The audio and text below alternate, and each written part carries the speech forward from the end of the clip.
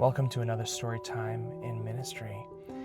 I remember a couple of years ago, I used to pray this one same prayer over and over again.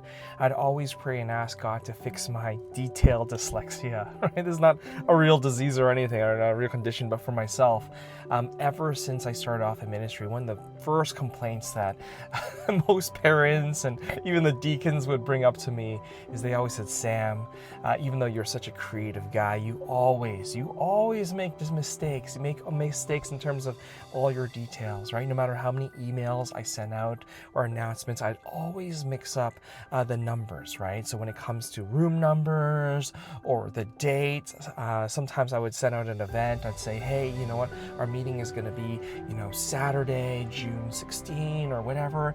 And oftentimes I would get a reply email from parents saying, hey, Pastor Sam, June 16 or whatever, that's not even a Saturday, right? That's like a Wednesday, right? Or that's like a Thursday. That's not even, matching up, that your numbers are not matching up with your actual days, right? And it would always be so embarrassing for me, because for me, that's a huge weakness in my life, right?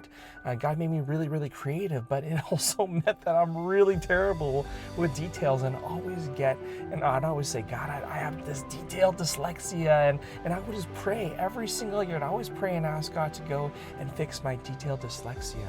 And I remember about 3 years ago, I was still praying and saying, God, I've been praying for all these years, and you still have not fixed this detailed dyslexia. And I was constantly asking God, why? Why is it that all these years you've never fixed this problem in my life? And as I was praying, I remember God gave me a thought, and the thought was, Sam, what if you had no weaknesses in your life, and you had no weaknesses in your ministry?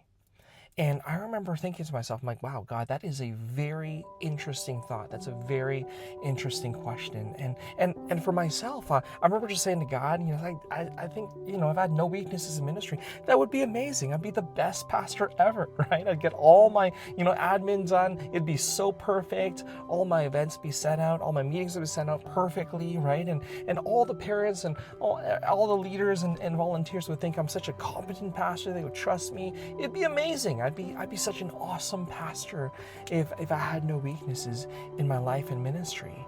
And after I said that, I remember I didn't hear God's audible voice, but the thought was crystal clear in my mind. And the thought from God, his response to my answer was, he said, Sam, you would be all alone if you had no weaknesses in your ministry.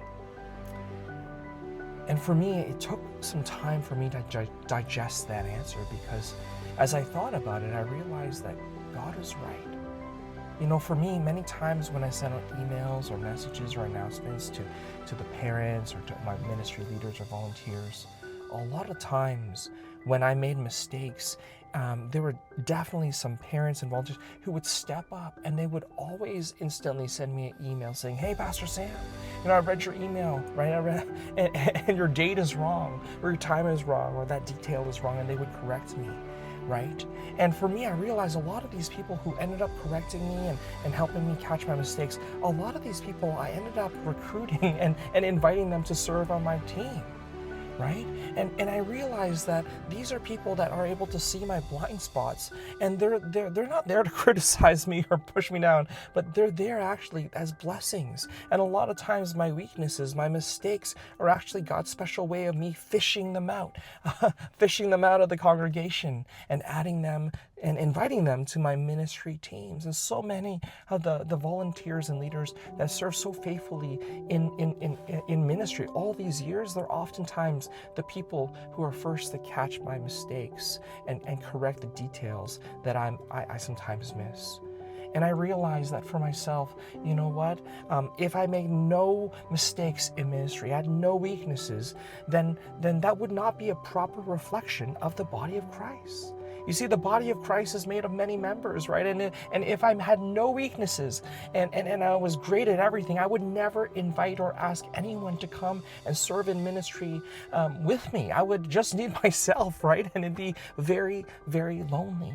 And that's actually not a biblical view of what ministry is supposed to look like. Ministry is supposed to be the full body of Christ with all the members of the church serving and caring for one another, not just myself, but every single person. And in that moment, I realized that the design flaw that I thought God made a mistake in my life with my lack of detail, maybe it was not a design flaw at all. Maybe it was a design feature. Maybe God installed that into me, my lack of detail, my detailed dyslexia, as a special way to encourage me to go and find and invite more people to come and serve with me, so that the body of Christ would be not composed of just myself, but be composed of all the members of the church. And for me, I think around 3 years ago, after God gave me that revelation, that if I had no weaknesses in my ministry, right, if He cured my detailed dyslexia, I would be all alone. I realized I need to stop praying for God to go and fix my detailed dyslexia. Instead of seeing it as a design flaw, maybe it is a design feature in my life that leads me to be able to go and mobilize the full body of Christ, that I would lead more teams full of more volunteers who would be able to serve the rest of the church. And so the question for you today is there a design flaw in your life, a weakness in your life or your ministry that you've been praying for many years for God to go and fix or cure you of? And maybe instead of being frustrated at God and thinking that God is not hearing or gonna respond to your prayer, maybe it is God's way of trying to show you that maybe there's nothing to fix. Maybe that is not a design flaw. Maybe that thing that He has never fixed is really a design feature in your life, to lead you to depend on God more and depend on more people that He'll surround you with to come and fully make the body of Christ realized in your ministry. And so think about that today, right?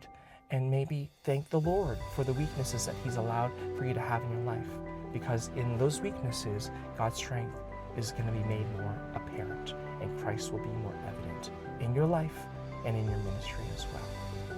Hope you enjoyed this story time.